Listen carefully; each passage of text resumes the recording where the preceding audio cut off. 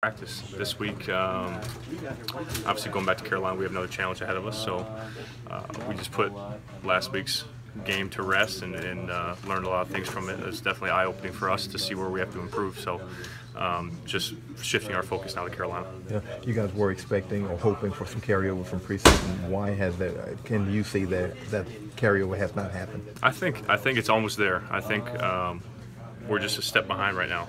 All the pieces are there. You pull up the tape, you see a lot of positive things, but right now we're just a split second behind of making these big plays, and especially up front. I mean, as far as pressure, we did a great job in the preseason getting pressure on the quarterbacks, and we're right there.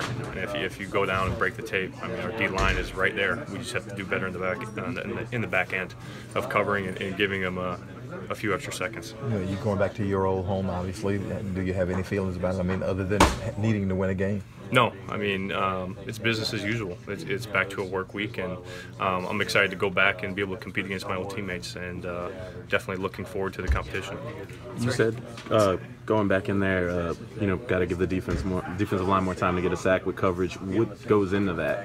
What goes into that? Film study, understanding of formations, route concepts that we're going to get, and where we fit in that for the DBs and the linebackers. So again, it goes back to communication and route recognition. Yeah. I know after the first game, Coach Payton was saying there was a lot of mental cleanup that needed to occur. Is the same amount, do you feel, after this game, or do you feel like it was more physical this time? I think it. I want to say it was more mental again, and those are things that we have to continue to improve on. I mean, I can't sit here and sugarcoat stuff, but we had mistakes and mental mistakes again.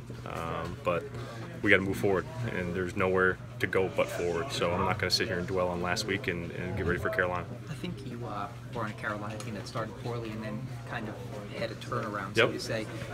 That was pressure, I guess, or can you help this team in this locker room because you've experienced a low and then kind of bounce back and had a big run? like I always say every week, it's a long season.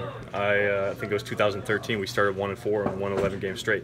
So I think early adversity, it's adversity, but it's what you do with it.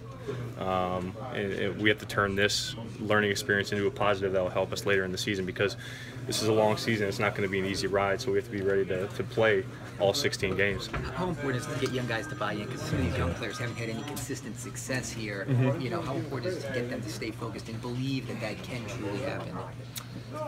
Well, I think that starts with, one, the leadership in the room. It starts with me, it starts with Cam, it starts with Craig and all the other veterans, Kenny, of getting these young guys and really establishing the culture of what we want to be as a defense. We have to find our identity and stick with it, and then definitely not pull off from that. If we want to be a physical team, we got to be a physical team. But right now, we have to focus on being a smart team too.